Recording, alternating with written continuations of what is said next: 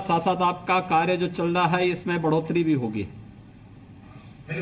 इसके लिए स्कोप है। आपको क्या लगता है कि आपका ये कार्य वहां प्रारंभ होगा तो क्या इसकी वहां पर डिमांड है? सर ऑटो रिपेयरिंग सेंटर की सर बहुत जनरली बहुत ज्यादा डिमांड रहती है सर। ठीक है। जो उससे नई टेक्निक वगैरह आती है, जो नए टूल्स आएंगे सर, उससे भी सर जल्दी लोगों का काम होगा सर। इसमें सर जो ट्रैक्टर रिपेयरिंग का भी सर हम लोग काम करेंगे, इससे सर हमारे किसानों को भी ये मैकेनिक वगैरह हैं आपके पास? सर हमारे अभी हम 2 लोग हैं सर। ठीक है। अभी सर जो नए टूल्स आएंगे सर, तो उस पर सर हम लोग ट्रेन करेंगे लोगों को सर। ठीक है। अच्छे यूथ को जो पॉलिटेक्निक और आईटीआई पास होंगे, इनको अगर आप ट्रेनिंग दे देंगे तो बहुत अच्छे ढंग से कार्यक्रम आगे बढ़ सकता है। बिल्कुल सर, मैं सर खुद बीटेक किया हुआ हूँ सर। बहुत सुंदर। ऐसे ही अपने सहपाठियों को और सर जो हमारे जूनियर हैं उनको ही साथ में लेके सर काम करने का सोचा है सर। ठीक है आकाश जी, आपको मुख्यमंत्री युवा स्वरोजगार योजना के अंतर्गत 10 लाख रुपए का ये ऋण उपलब्ध हो रहा है। आपको और आपकी पूरी टीम को, आपके पूरे परिवार को बधाई और आपका अभिनंदन भी कि आप लोग अच्छा काम कर रहे हैं। स्वयं आत्मनिर्भर बनकर के दूसरों को आत्मनिर्भर बनने की प्रेरणा दे रहे हैं। बहुत बहुत बधाई सर। आपका भी बहुत बहुत धन्यवाद साहब। सर आपके सहयोग से और सर हमारे जिलाधिकारी महोदय के सहयोग से सर हमें इतनी जल्दी इतनी आसानी से सर ऋण मिल रहा है, और ऊपर से सर आपकी इतनी अच्छी योजना जिस पर सर सब्सिडी भी मिलेगी, उसके लिए सर आपका बहुत बहुत आभार, बहुत बहुत धन्यवाद। ये सर प्रयागराज से हैं स्वास्तिक गुप्ता। प्रणाम सर, संजय खत्री बोल रहा हूँ, डीएम प्रयागराज सर। सर हमारे यहाँ पर ओडीओपी वित्त पोषण योजना के लाभार्थी स्वास्तिक गुप्ता जी हैं सर। ये बेसन उत्पाद की अपनी यूनिट लगाएंगे सर। 10 लाख का इनको लोन प्राप्त हुआ है सर। पहले सप्लाई का काम करते थे, लेकिन सर अब खुद अपना उत्पाद बनाएंगे, प्रोडक्शन करेंगे सर। स्वस्तिक जी, क्या काम? नमस्ते। अब तक क्या काम कर रहे थे आप? ऐसे ही सप्लाई वर्क कर रहे थे बेसन का। हाँ, तो आप मैन्युफैक्चरिंग करना चालू करेंगे। ठीक है, बहुत सुंदर। तो ये जो है आपको मार्केट वगैरह तो आप सप्लाई का काम करते थे, तो मार्केट का तो पता होगा ही आपके पास। हाँ सर, मार्केट का पता। तो आप ये कार्य आपका कब तक प्रारंभ हो सकता है? ये अभी हमारा प्लेटफॉर्म तैयार हो चुका है, मशीनें आने वाली है। ठीक है।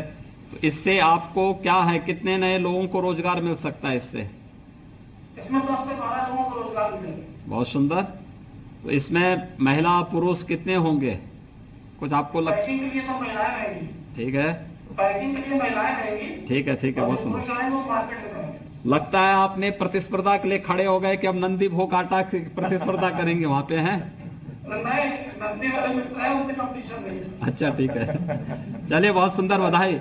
अच्छा काम कर रहे हैं आप। देखिए, व्यवसाय की में यही एक व्यक्ति निरंतरता के साथ आगे बढ़ेगा और अपने मार्केट को स्वयं करेगा, तो प्रोडक्ट की क्वालिटी पे निर्भर करता है, बहुत अच्छे ढंग से आगे बढ़ सकता है ये। तो आपको तो ओडीओपी योजना के अंतर्गत ये वित्त पोषण हो रहा है, इस ऋण की सुविधा उपलब्ध हो रही है। 1 डिस्ट्रिक्ट 1 प्रोडक्ट की योजना के अंतर्गत आपको और आपके पूरे परिवार को बधाई और शुभकामनाएं भी कि आपका व्यवसाय आगे बढ़े, फले फूले, ये हमारी शुभकामनाएं। धन्यवाद। सर एक लाभार्थी हैं शमसुद्दीन मोहम्मद गोरखपुर से। गोरखपुर। नमस्कार सर, जिलाधिकारी गोरखपुर विजेंद्र पटेल बोल रहा हूँ सर। मेरा सर शमसुद्दीन मोहम्मद जी है सर। ये इनका सर प्रधानमंत्री रोजगार सृजन योजना के अंदर 10 लाख रुपया प्राप्त हुई है। वो इन्हें साइबर कैफे खोलेंगे सर, आपसे बात करने का। शमसुद्दीन जी क्या काम शुरू करने जा रहे हैं? नमस्कार। हाँ, नमस्ते सर। मैं एक छोटा सा साइबर कैफे चलाता था, जिससे मेरी परिवार की आर्थिक स्थिति बहुत खराब थी। हाँ। फिर मैंने जिला उद्योग विभाग गोरखपुर में संपर्क किया। वहाँ मेरी मुलाकात जिला उपायुक्त उद्योग श्री रवि कुमार शर्मा जी से हुई। उन्होंने मेरा उचित मार्गदर्शन किया। मार्गदर्शन करने के पश्चात उन्होंने मेरा प्रधानमंत्री रोजगार सृजन कार्यक्रम योजना के अंतर्गत 10 लाख रुपए का लोन साइबर कैफे एवं जन सेवा केंद्र संचालित हेतु प्राप्त कराया। तो ये क्या यह भी बताना चाहूंगा, मेरे साथ साथ अन्य 5 लोगों को भी रोजगार दूंगा। ठीक है, बहुत सुंदर। क्या क्या कार्य आप इससे कर पाएंगे? सर ऑनलाइन से संबंधित सभी कार्य। सभी कार्य संपन्न हो खाद्य, सके। निवास, राशन। जी सर। ठीक है, बहुत सुंदर। देखिए, आपको और आपके पूरे परिवार को इसके लिए बधाई। एक अच्छा कार्य है कि हम लोग सरकारी नौकरी ढूंढने की बजाय अगर स्वयं अपने पैरों पर खड़े होकर के आगे बढ़ेंगे तो न केवल स्वयं स्वावलंबन की ओर अग्रसर होंगे बल्कि बहुत सारे युवाओं के लिए एक प्रेरणा का स्रोत बन सकते हैं। और अच्छा, पूरी ईमानदारी के साथ, पूरी प्रतिबद्धता के साथ अगर आप कार्य करेंगे तो इसके बेहतर परिणाम भी आएंगे। आपको और आपके पूरे परिवार को बहुत बहुत बधाई। बहुत बहुत धन्यवाद सर। ये सर मथुरा से हैं अनुष्का, मथुरा। नमस्कार सर, जिलाधिकारी मथुरा। सर, मथुरा से कुमारी अनुष्का को मुख्यमंत्री युवा स्वरोजगार योजना के अंतर्गत 6 लाख का ऋण स्वीकृत हुआ है अपने सिलाई का कार्य करने के लिए। सर, ये आपके अपना अनुभव साझा करेंगे सर। अनुष्का जी, क्या काम कर रही हैं आप? राधे राधे सर। हाँ, राधे राधे। जी सर, मैंने सिलाई कार्य हेतु 6 लाख का लोन लिया है हाँ, बैंक से, हाँ। जिला उद्योग केंद्र की सहायता से। कितने लोग हैं और आप? मैं आगे- कितनी मशीनें आप लेंगे? सर, मैंने 3 सिलाई मशीनें ली हैं जो ऑटोमेटिक वाली हैं। अच्छा। और एक इंटरलॉक मशीन है सर उसमें। ठीक है, तो इसमें जो है जो सिलाई मशीन लेंगे तो जो कपड़ा आप सिलेंगे तो कहाँ लेके जाएंगे? सर, मैंने मार्केट में काफी सारे छोटे छोटे जो स्टोर होते हैं कपड़ों के, वहाँ पे बात की है। हाँ, उन लोगों के ऑर्डर मिलेंगे हमको। हाँ। और मैंने कुछ कपड़े स्वयं बनाकर भी वहाँ पे सेल किए हैं, तो काफी अच्छा रिस्पॉन्स आया। इसीलिए मैंने सोचा कि मैं थोड़े बड़े स्तर से इस काम की शुरुआत करती हूँ। बहुत सुंदर। देखिए, बहुत अच्छा काम कर रही हैं अनुष्का जी आप। देखिए, जी सर, ये धन्यवाद। इसी के लिए आदरणीय प्रधानमंत्री जी ने आत्मनिर्भर भारत की बात की थी कि हर व्यक्ति अगर अपने स्तर पर अपनी एक नई सोच के साथ समाज की मांग के अनुरूप उस प्रकार के कार्यक्रम को आगे बढ़ा ले, इसमें न केवल आप अपने और अपने परिवार के लोगों के लिए आत्मनिर्भर बनने के लिए एक प्रेरणा बनेंगी, बल्कि ढेर सारे लोगों के लिए और महिलाओं के लिए प्रेरणादायी आपका एक कार्य हो सकता है। और इसमें तो कपड़ा लोगों को पहनना ही पहनना है। अगर हम उसको नई डिजाइनिंग के साथ जोड़ करके कार्यक्रम को आगे बढ़ाएंगे तो उसका बहुत ढेर सारा लाभ प्राप्त होगा। आपको जी सर। मुख्यमंत्री युवा स्वरोजगार योजना में 6 लाख रुपए का ये ऋण स्वीकृत हुआ है। जी सर। और मार्केट से सीधे आपका संवाद होना चाहिए। अच्छे लोगों को ट्रेनिंग आप देंगे, उनको ट्रेन करके ट्रेन मैन पावर रखेंगे तो इसका भी लाभ आपको प्राप्त होगा। आपको और आपकी पूरी टीम को बहुत बहुत बधाई। जी सर, आपका भी बहुत बहुत धन्यवाद सर। सर, यहाँ पे भी हमारे लाभार्थी हैं ज्ञान सिंह कुशवाहा, कानपुर देहात से। हाँ, नमस्ते सर, मैं जेपी सिंह बोल रहा हूँ सर, डीएम कानपुर देहात। हमारे जनपद में सर ओडीओपी के अंतर्गत सर यूटेंसिल बर्तन और उसके अलावा सर जो प्लास्टिक प्रोडक्ट्स हैं सर, 2 चीजें सर अप्रूव्ड हैं। उसी क्रम में सर ओडीओपी योजना के अंतर्गत हमारे जो बैंकर हैं सर, पंजाब नेशनल बैंक, उनकी सहायता से सर हमारे लाभार्थी श्री ज्ञान सिंह कुशवाहा जी हैं, जो उन्होंने प्लास्टिक हार्डवेयर की ट्रेडिंग के लिए सर किया है। ज्ञान सिंह जी, सर हमारे पास क्या काम करेंगे आप? सर, प्लास्टिक का शॉप सर, जिसका सामान खरीद के बेचेंगे सर जी मार्केट से। ये जो ये आपको लोन उपलब्ध हो रहा है आज एक जनपद एक उत्पाद योजना के अंतर्गत 4 लाख रुपए का, जी सर। इस 4 लाख रुपए का उपयोग किस रूप में करेंगे आप? सर जी मार्केट से प्लास्टिक प्रोडक्ट लाएंगे सर। हाँ। शॉप में मेरी शॉप पहले से ही है सर। हाँ। तो और बड़े स्तर पर करेंगे सर जी। तो या सेल करेंगे माल। इसकी डिमांड है? जी सर, काफी डिमांड है सर। डिमांड रहती है इसकी। अभी तक आपका ये काम अभी तक आपने काम किया? जी सर, कर रहे हैं जी काम। वर्तमान में कर रहे हैं। जी। बहुत सुंदर। तो दुकान में कितने लोग काम कर लेते हैं? सर जी, हम लोग 3 लोग करते हैं, मैं, पिताजी और एक लोग और करते हैं। ठीक है, बहुत सुंदर। तो 3 लोगों को आपने सीधे सीधे वहां पे रोजगार दिया है। जी सर। और आने वाले समय में जो आप अतिरिक्त वो लेंगे तो इसमें 3 लोग काम करेंगे कि और संख्या बढ़ेगी? सर जी, इसको काम हम और बढ़ाएंगे, मेहनत करेंगे और बढ़ाएंगे, कम से कम 10 लोगों को रोजगार देना चाहते हैं। बहुत सुंदर। इस कार्यक्रम को आप आगे बढ़ा सकते हैं, बेहतर तरीके से आप करिए। प्रोडक्ट अच्छा होना चाहिए, डिमांड होगी तो इसका लाभ भी आपको प्राप्त होगा।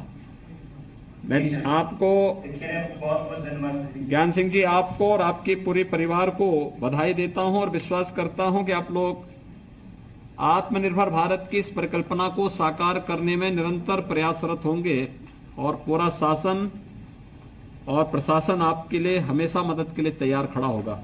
बहुत बहुत बधाई। जी सर, धन्यवाद सर। लाभार्थी हैं सर, जिनको आपके हम लोग से पहले लाभार्थियों को करेंगे, पहले उद्बोधन का हो जाए, उसके बाद फिर लाभार्थियों को करके से करा देना चाहिए। मैं माननीय मुख्यमंत्री जी से अनुरोध करूंगा अपना आशीर्वचन हम सबको देने के लिए।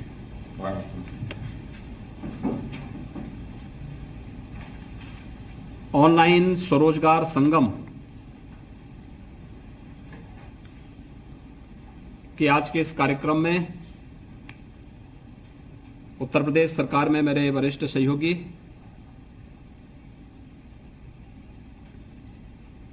खादी एवं ग्रामोद्योग, रेशम, हथकरघा, वस्त्रोद्योग, सूक्ष्म लघु मध्यम उद्यम और निर्यात प्रोत्साहन विभाग के मंत्री श्री सिद्धार्थनाथ सिंह जी, प्रदेश के अवस्थापना और औद्योगिक विकास के आयुक्त श्री संजीव मित्तल जी, अपर मुख्य सचिव एमएसएमई श्री नवनीत सहगल जी,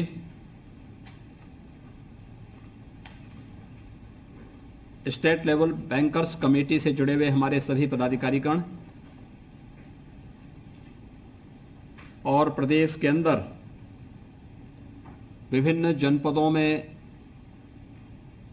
आज की इस सुविधा का लाभ प्राप्त करने वाले हमारे लाभार्थीगण, प्रशासनिक अधिकारीगण और उपस्थित भाइयों बहनों, मैं सबसे पहले विभाग को इस बात के लिए बहुत बहुत धन्यवाद देता हूं कि इन्होंने कोरोना महामारी के दूसरे लहर में जैसे ही पब्लिक को रिलीफ मिली है, लोन मेला का आयोजन स्टेट लेवल बैंकर्स कमेटी के साथ आयोजित करते हुए प्रदेश के 31,000 से अधिक यूनिट को आज 2,500 करोड़ रुपए से अधिक के ऋण वितरण के इस कार्यक्रम के साथ जोड़ा है। हम सब जानते हैं मार्च 2020 में कोरोना महामारी ने देश के अंदर अपनी उपस्थिति दर्ज करते हुए अपना कहीं ना कहीं स्वरूप दिखाना प्रारंभ किया था और उसके उपरांत कोरोना से बचाव के लिए अनेक प्रयास प्रारंभ हुए। समय से लिए गए निर्णय के कारण आदरणीय प्रधानमंत्री जी के नेतृत्व में भारत दुनिया के अंदर किसी भी अन्य देश की तुलना में ज्यादा सुरक्षित स्थिति में रहा। लेकिन एक महामारी है, उस महामारी के सामने संसाधन कम पड़ जाते हैं, सभी प्रकार की सुविधाएं तंग हो जाती हैं, दुनिया की बड़ी बड़ी ताकतें इसके सामने पस्त हो गई। लेकिन पूरा भारत प्रधानमंत्री मोदी जी के नेतृत्व में मजबूती से कोरोना के खिलाफ लड़ाई लड़ा है और जब हम लोग पहली लहर के दौरान लॉकडाउन में थे तब देश के अंदर अलग अलग तबके के लिए अलग अलग प्रकार की घोषणाएं प्रधानमंत्री जी ने की थी, चाहे वह गरीब कल्याण पैकेज के अंतर्गत गरीबों को दिए जाने वाले अन्न की योजना का लाभ हो, चाहे वह जनधन अकाउंटधारी लोगों के खाते में पैसे देने की बात रही हो, दिव्यांगजन, निराश्रित महिला, इन सभी को आर्थिक रूप से संबल प्रदान करने का रहा हो, या फिर आत्मनिर्भर भारत पैकेज के अंतर्गत भी सभी प्रकार की एमएसएमई यूनिट को बैंकों से आसान किस्त पर लोन उपलब्ध कराने की व्यवस्था, ये सभी कार्यक्रम हुए और विगत वर्ष बहुत सफलतापूर्वक ये कार्यक्रम हमारे आगे बढ़े थे। कोरोना से जैसे ही राहत मिली, मार्केट ने फिर से अपनी गति पकड़नी शुरू कर दी थी और बहुत बेहतर स्थिति की तरफ हम जा रहे थे। लेकिन हमने इस बात को देखा होगा पिछले कुछ समय से, मार्च के अंत से लेकर के 2021 में फिर से कोरोना ने अपना रूप दिखाना प्रारंभ किया और देश के विभिन्न राज्यों में इस महामारी का कहर एक बार फिर से बरतता हुआ दिखाई दिया। उत्तर प्रदेश में भी हम लोगों ने अप्रैल प्रथम सप्ताह से ही कोरोना से बचाव के लिए अनेक प्रयास प्रारंभ किए, लेकिन फिर भी बहुत सारे लोगों ने इस पूरे अभियान के दौरान सरकार के द्वारा, केंद्र और प्रदेश सरकार के द्वारा किए गए प्रयासों के बावजूद बहुत सारे लोग थे जो कोरोना की चपेट में आए। बहुत सारे लोगों ने अपने परिवार के सदस्यों को, स्वजनों को खोया है। उन सब के प्रति हमारी संवेदना है। हमें मानना पड़ेगा ये महामारी है और इस महामारी को हल्केपन से न लेकर के इसके लिए लापरवाही की कोई गुंजाइश नहीं। केंद्र सरकार ने पूरे देश के अंदर भरपूर सहयोग राज्य सरकारों को किया है, चाहे वह दवा का हो, चाहे वह वेंटिलेटर्स का हो, चाहे वह टेस्टिंग का हो और चाहे आज वैक्सीनेशन के कार्यक्रम को सफलतापूर्वक आगे बढ़ाने का। हम सब जान रहे हैं कि 16 जनवरी से भारत ने वैक्सीनेशन के कार्यक्रम को आगे बढ़ा दिया था। पहली बार हो रहा है जब किसी महामारी के खिलाफ इतनी जल्दी वैक्सीन बना। मात्र 9 महीने के अंदर वैक्सीन मार्केट में आ गया। 16 जनवरी से भारत के अंदर वैक्सीनेशन का कार्यक्रम सफलतापूर्वक प्रारंभ हुआ। पहले चरण में कल्पना करिए अगर 16 जनवरी से वैक्सीनेशन का ड्राइव देश के अंदर प्रारंभ नहीं होता तो ये सेकेंड वेव का मुकाबला हमारे हेल्थ वर्कर्स कैसे करते, चिकित्सक कैसे करते। थोड़ा कल्पना करिए, प्रधानमंत्री जी की दूरदर्शिता थी कि समय से हेल्थ वर्कर्स को और कोरोना वॉरियर्स को, फ्रंटलाइन वर्कर्स को वैक्सीन प्रदान कर दी गई, जिससे सफलतापूर्वक सेकेंड वेव जितनी तीव्र थी, जितनी संक्रामकता उसमें थी, उसका उतनी मजबूती के साथ सामना करने में हमारे हेल्थ वर्कर्स ने, फ्रंटलाइन वर्कर्स ने उतनी मजबूती से उसको फेस भी किया। अपनी जान की परवाह न करते हुए प्रत्येक नागरिक को बचाने के लिए भरसक प्रयास किया। लेकिन उस सब के बावजूद भी बहुत सारे परिवार के लोगों ने, बहुत सारे लोगों ने अपने निकट संबंधियों को खोया है। एक दुखद स्थिति हम सब के लिए थी। सेकेंड वेव के दौरान हम लोगों ने भी देखा कि स्वतःस्फूर्त भाव के साथ बंदी की कार्यक्रम को हमारे व्यापारिक संगठनों ने आगे बढ़ाया है। उसके लिए हमें लॉकडाउन लगाने की आवश्यकता नहीं पड़ी। हमने सामान्य कोरोना कर्फ्यू लगाया।